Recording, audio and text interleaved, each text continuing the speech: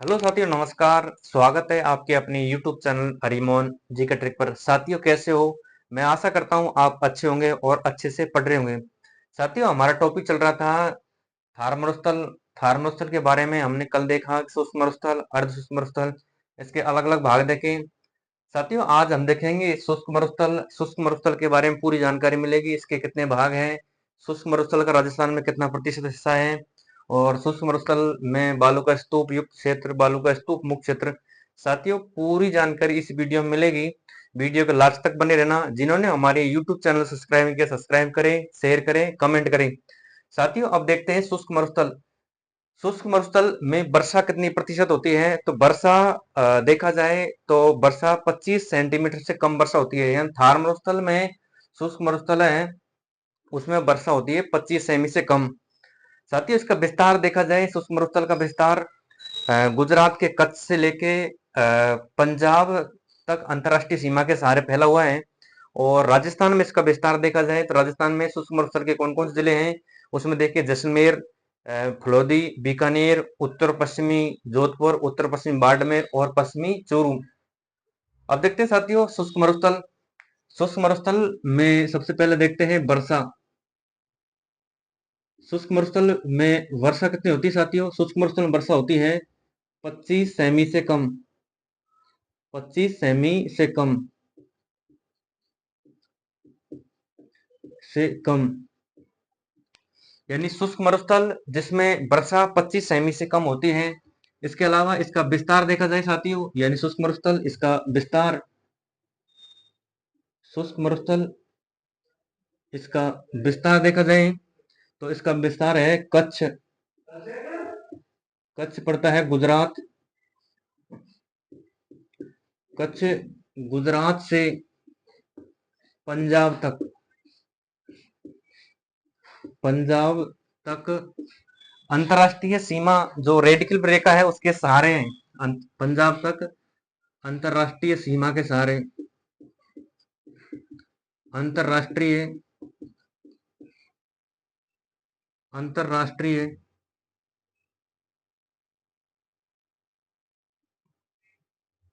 अंतरराष्ट्रीय सीमा के सहारे।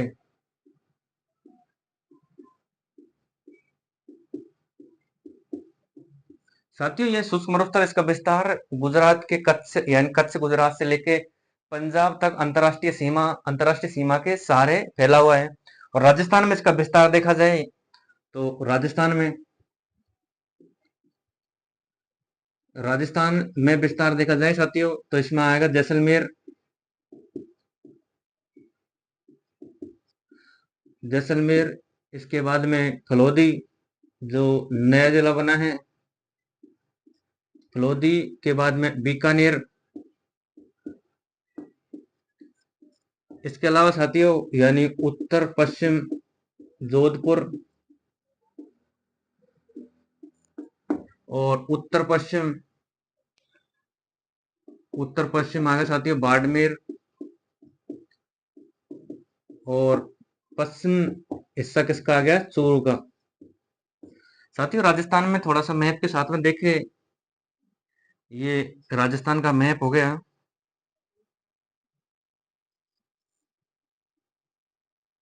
इस प्रकार राजस्थान का मैप है। इसमें जो यानी शुष्क मरुस्थल है साथियों, शुष्क मरुस्थल ये 25 सेंटीमीटर संवत्सर रेखा इस प्रकार है। तो जैसलमेर यहाँ हो गया, जैसलमेर के बाद में फलोदी और बीकानेर, जोधपुर का उत्तर पश्चिम भाग और बाड़मेर का उत्तर पश्चिम भाग और चूरू का पश्चिम भाग, इस प्रकार है साथियों। ये है शुष्क मरुस्थल। जबकि इसके पूर्व में ये हो जाएगा अर्ध शुष्क मरुस्थल, और ये हुई 50 सेमी वर्षा संवत्सर रेखा। जो अर्ध शुष्क मरुस्थल पढ़ेंगे उसमें साथियों देखेंगे। इसके अलावा इसका निर्माण कैसे होता है, यानी शुष्क मरुस्थल, इसका निर्माण साथियों, शुष्क मरुस्थल इसका निर्माण अपर्दन और निक्षेपण के माध्यम से होता है। यानी अपर्दन यानी होता है कटाव, निक्षेपण यानी होता है जमाव। इसके माध्यम से इसका निर्माण होता है। यानी इसका निर्माण, यानी इसका निर्माण पवनों के द्वारा, पवनों के द्वारा अपर्दन एवं निक्षेपण से, अपर्दन एवं निक्षेपण से,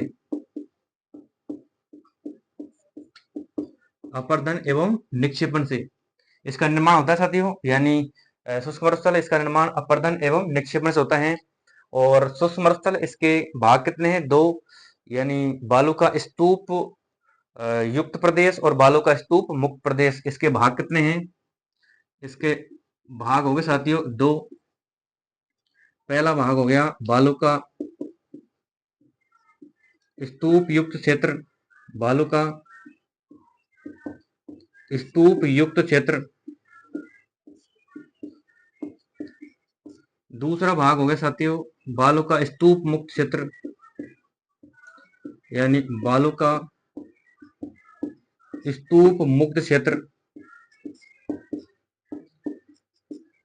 शुष्क मरुस्थल, इसके दो भाग हो गए, बालू का स्तूप युक्त क्षेत्र और बालू का स्तूप मुक्त क्षेत्र। बालू का स्तूप युक्त क्षेत्र, इसका विस्तार है साथियों 58.5%, जबकि इसका हो गया 41.5%। ये साथियों प्रश्न आ चुका है कि बालू का स्तूप युक्त क्षेत्र का यह शुष्क मरुस्थल में कितना हिस्सा है, तो 58.5%।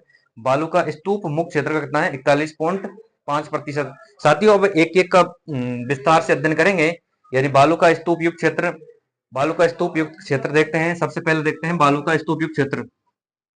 पहला है बालू का स्तूप युक्त क्षेत्र, बालू का स्तूप युक्त क्षेत्र। साथियों बालू का स्तूप युक्त क्षेत्र देखते हैं, इसमें किसकी अधिकता है? बालू यानी स्तूपों की अधिकता, यानी बालूका की यानी मिट्टी की अधिकता या रेतीली मिट्टी है, और बालू का स्तूपों की अधिकता होने के कारण इसे महान भारतीय मरुस्थल कहा जाता है, या अंग्रेजी में देखें ग्रेट इंडियन डेजर्ट। इसका निर्माण भी किस प्रकार होता है? बालू का स्तूप निर्माण भी अपर्दन एवं निक्षेपण से होता है। अब देखते हैं साथियों बालू का स्तूप युक्त क्षेत्र, बालू का स्तूप युक्त क्षेत्र, इसमें किसकी अधिकता है? इसमें है अधिकता बालू को भी।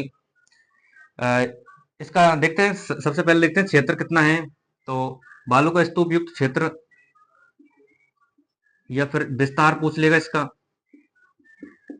इसका विस्तार है ये शुष्क मरुस्थल का कितना है? 58.5%।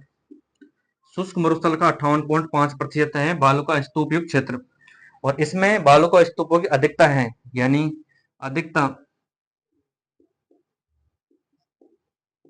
अधिकता किसकी है? बालू का स्तूपों की, यानी बालू का स्तूपों की,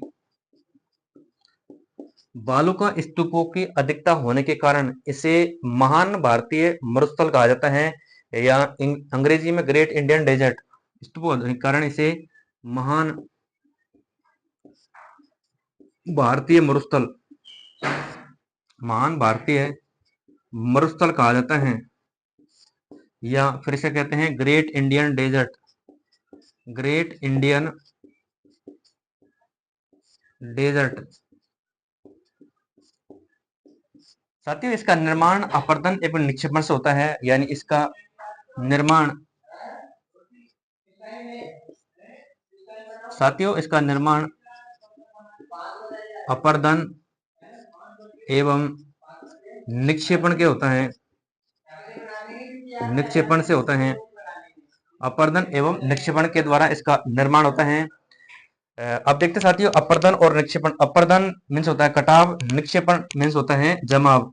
जिस प्रकार से ये बालू का स्तूप हो गए,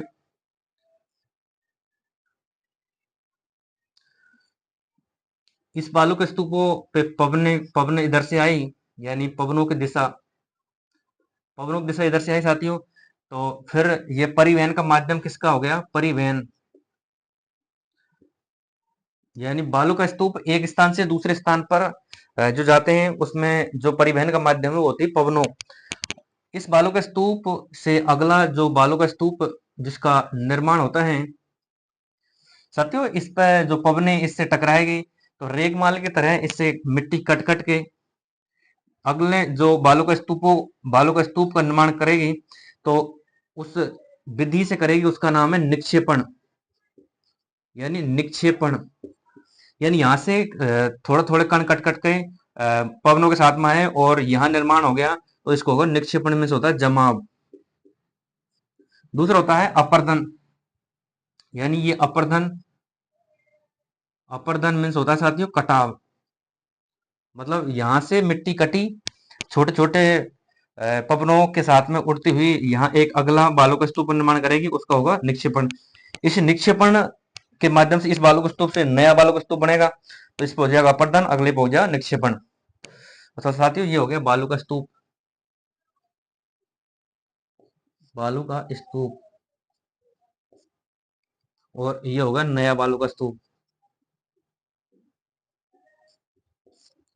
बालू का स्तूप।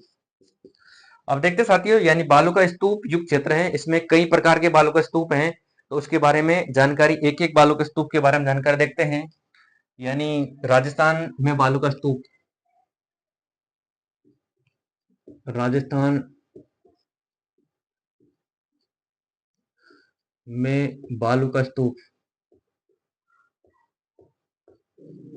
राजस्थान में बालू का स्तूप। साथियों एक एक बालू का स्तूप के बारे में जानकारी देखते हैं। सबसे पहले देखते हैं बरखान। बरखान बालू का स्तूप है, इसकी आकृति अर्धचंद्राकार होती है, और बरखान बालू का स्तूप सर्वाधिक नुकसान पहुंचाने वाले बालू के स्तूप हैं। सर्वाधिक तेज गति के बालू के स्तूप होते हैं और सर्वाधिक फसलों को नुकसान पहुंचाते हैं। और ये बरखान बालू का स्तूप राजस्थान में देखें तो सूरतगढ़ गंगानगर में, इसके अलावा बीकानेर के देशनोक और लूणकरण में, और जोधपुर के ओसिया में पाए जाते हैं। तो सबसे पहले देखते हैं साथियों बरखान बालू का स्तूप, यानी बरखान, बरखान भी कह सकते हैं और इसको बरछान, यानी बरछान, इसके दो नाम मिलते हैं साथियों, बरखान भी कह सकते हैं और बरछान भी कह सकते हैं। इसकी सबसे पहले आकृति देखें तो आकृति कौन सी, सीधी पूछेगा साथियों, बरखान बालू का स्तूप की आकृति कैसी है, तो बरखान बालू का स्तूप इसकी आकृति अर्धचंद्राकार है। सीधा क्वेश्चन आएगा साथियों, अर्धचंद्राकार, अर्धचंद्राकार, अर्धचंद्राकार, यानी बरखान बालू का स्तूप है, इसकी आकृति कैसी है, अर्धचंद्राकार। इस प्रकार है साथियों इसकी आकृति, यानी बरखान बालू का स्तूप, इसकी आकृति इस प्रकार है। यानी पवने इस दिशा से आई, यानी पवने, पवने साथियों इस दिशा से जैसे आई, तो यहाँ एक अवरोध खड़ा हो जाता है, जिसके बाद में इसकी आकृति चंद्रमा यानी अर्धचंद्राकार बनने के कारण बनती है। इसे बरखान बालू का स्तूप कहते हैं। और इसकी विशेषता ये है साथियों, यानी विशेषता देखें, यानी विशेषता कौन कौन सी है, इसकी विशेषता है कि सर्वाधिक, सर्वाधिक तेज बालू का स्तूप, सर्वाधिक तेज बालू का स्तूप, सर्वाधिक तेज गति वाला बालू का स्तूप, सर्वाधिक तेज गति। दूसरा आता है सर्वाधिक नुकसान, यानी सर्वाधिक नुकसान पहुंचाने वाला बालू का स्तूप। सर्वाधिक नुकसान पहुंचाने वाला बालू का स्तूप कौन सा हो गया साथियों, तो बरखान या बरछान। नुकसान तो सभी पहुंचाते हैं, लेकिन सबसे ज्यादा नुकसान कौन सा पहुंचाता है, यानी बरखान। एक स्थान से दूसरे स्थान पर जाता है तो फसलों को नुकसान करता है, तो फसलों को भी सर्वाधिक नुकसान पहुंचाने वाला बालू का स्तूप कौन सा होगा, बरखान या बरछान। अब साथियों देखते हैं ये राजस्थान में ये सर्वाधिक कहाँ स्थित है, राजस्थान में सर्वाधिक कहाँ पर बनते हैं, तो सर्वाधिक बनते हैं यानी सूरतगढ़ गंगानगर, सूरतगढ़ गंगानगर। दूसरा आता है यानी देशनोक, देशनोक और लूणकरणसर, लूणकरणसर। साथियों देशनोक लूणकरणसर ये है बीकानेर में। अगला आता है ओसिया, ये जोधपुर में है। यानी बरखान बालू का स्तूप राजस्थान में कहाँ कहाँ सर्वाधिक पाया जाता है, क्वेश्चन आएगा साथियों, सीधा पूछेगा कि बरखान बालू का स्तूप राजस्थान में कहाँ सर्वाधिक पाया जाता है, तो सूरतगढ़ गंगानगर, देशनोक लूणकरणसर बीकानेर, जोधपुर ओसिया जोधपुर, और जैसलमेर जैसलमेर और बाड़मेर। अब ये हो गया बरखान बालों का स्तूप। इसके बाद में दूसरा बालों का स्तूप आता है साथियों, अनुप्रस्थ बालों का स्तूप। अनुप्रस्थ बालों का स्तूप, इसकी आकृति पवनों की दिशा के समकोण बनने वाले बालों का स्तूप अनुप्रस्थ बालों का स्तूप कहलाते हैं। और पवनों की दिशा के समकोण बनने वाले बालों का स्तूप कौन से हो गए, यानी अनुप्रस्थ बालों का स्तूप। तो दूसरे बालों का स्तूप को देखते हैं, ये अनुप्रस्थ बालों का स्तूप, और इसका विस्तार भी देखेंगे साथियों। तो दूसरा बालों का स्तूप है, उसका नाम है अनुप्रस्थ, अनुप्रस्थ बालू का स्तूप, अनुप्रस्थ बालू का स्तूप। अनुप्रस्थ बालू का स्तूप, इसकी आकृति पवनों की दिशा के समकोण बनने वाले बालू का स्तूप कौन से हो गए, अनुप्रस्थ बालू का स्तूप। यानी पवनों की दिशा के समकोण, पवनों की दिशा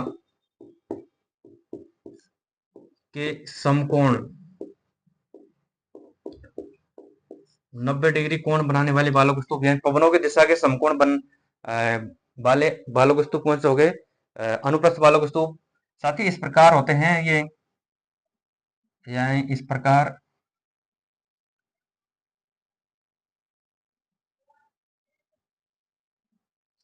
ये पवन की दिशा ये होगी, पवन यानी ये पवन की दिशा होगी, पवन इधर से आगे साथियों, तो यहाँ एक अवरोध, अवरोध होगा। अवरोध का जैसे ही होगा तो ये पवने और जो अवरोध होगा ये 90 डिग्री कोण बनेगा इससे, इसलिए ये हो गया अनुप्रस्थ बालक स्तूप। ये तो हो गया साथियों बरखान, इसका नाम हो गया बरखान, बरखान बालक स्तूप। और इसका हो गया अनुप्रस्थ बालक स्तूप, अनुप्रस्थ बालू का, बालू का स्तूप। सीधा क्वेश्चन आया साथी, अनुप्रस्थ बालों का स्तूप यानी पवनों की दिशा के समकोण बनने वाले बालों के स्तूप कौन से हो गए, तो अनुप्रस्थ बालों के स्तूप। और इसका इसका विस्तार देखे, यानी ये सर्वाधिक कहाँ पाया जाता है, राजस्थान में। राजस्थान में सर्वाधिक साथियों ये हनुमानगढ़ की रावतसर और सूरतगढ़ गंगानगर, यानी हनुमानगढ़ रावतसर, हनुमानगढ़ रावतसर हनुमानगढ़, रावतसर हनुमानगढ़। और दूसरा आता है सूरतगढ़ गंगानगर,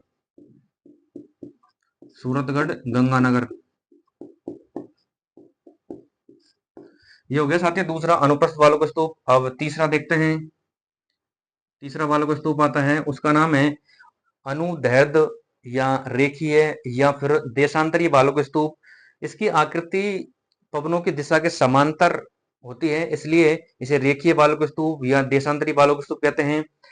ये सर्वाधिक पाए जाते हैं जैसलमेर के मोहनगढ़, यानी जैसलमेर के रामगढ़, फिर बाड़मेर, इसमें सर्वाधिक पाए जाते हैं साथियों। यानी इनके जो समांतर बालू स्तूप बनते हैं, इनके बीच का जो रास्ता बनता है उसे कारवा, या इसमें जो आवागमन का रास्ता बनता है इसमें ऊंट चलते हैं, तो एक रास्ते का काम करता है साथियों। अगला देखते हैं अनुदैर्ध्य,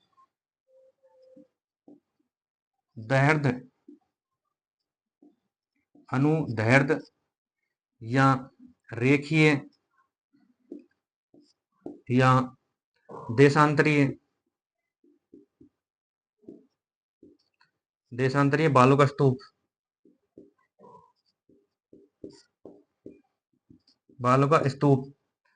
साथियों जो अनुदैर्ध्य, रेखीय और देशांतरी बालू का स्तूप है, इसकी आकृति, क्वेश्चन यहां से आएगा साथियों, आकृति से ही पवनों की दिशा के समांतर, पवनों की दिशा के समांतर, पवनों की दिशा के समांतर बनने वाले बालू का स्तूप कौन से हो गए, अनुदैर्ध्य। जबकि पवनों की दिशा के समकोण बनने वाले हो गए अनुप्रस्थ। तो पवनों की दिशा के समांतर यानी इस प्रकार के बालू का स्तूप होते हैं साथियों ये, यानी एक बालू का स्तूप ये हो गया, दूसरा बालू का स्तूप यानी ये हो गया। इस प्रकार से पवनों की दिशा साथियों इधर से इधर चलेगी, तो ये बीच में जो रास्ता है, ये रास्ता बन जाता है। इसे कारवा या आवागमन का माध्यम होता है साथियों, यानी दोनों स्तूपों के बीच में। तो ये हो गया अनुदैर्घ्य बालू का स्तूप, अनुदैर्घ्य अनुदैर्घ्य बालू का स्तूप, बालू का स्तूप। अब देखते हैं साथियों, यानी अनुदैर्घ्य बालू का स्तूप राजस्थान में सर्वाधिक कहाँ पाए जाते हैं? राजस्थान में सर्वाधिक, ये सर्वाधिक पाए जाते हैं जैसलमेर के रामगढ़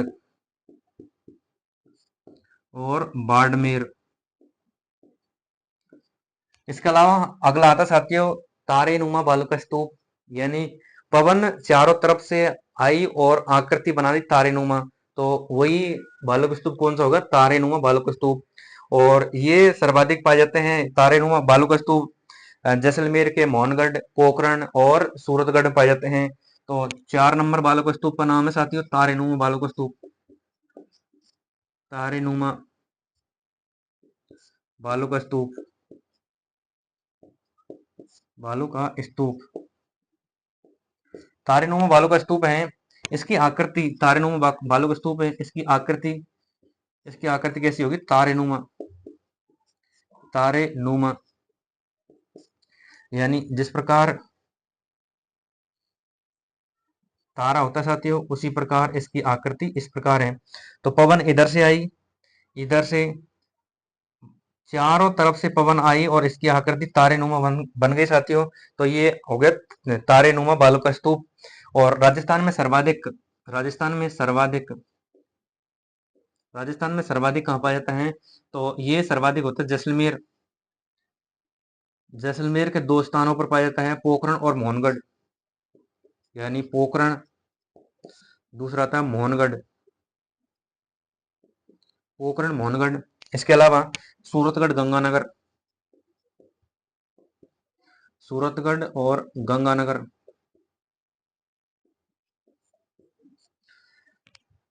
अगला साथी देखा जाए बालू के स्तूप, तो परवलिक बालू के स्तूप, जो हेयरपिन के समान उसकी आकृति होती है, और वो सर्वाधिक यानी सभी राजस्थान के सभी जगह पाया जाता है, यानी थारमरुस्थल के सभी स्थानों पर पाया जाता है। तो परवलिक बालू का स्तूप हो गया। इसके अलावा अवरोधी बालू का स्तूप, अवरोधी बालू का स्तूप जिसमें पवन की दिशा के अवरोध, जैसे पेड़ पौधे वनस्पति के कारण जो अवरोध के कारण जो बालू स्तूप बनते हैं, वो अवरोधी बालू स्तूप कहलाते हैं।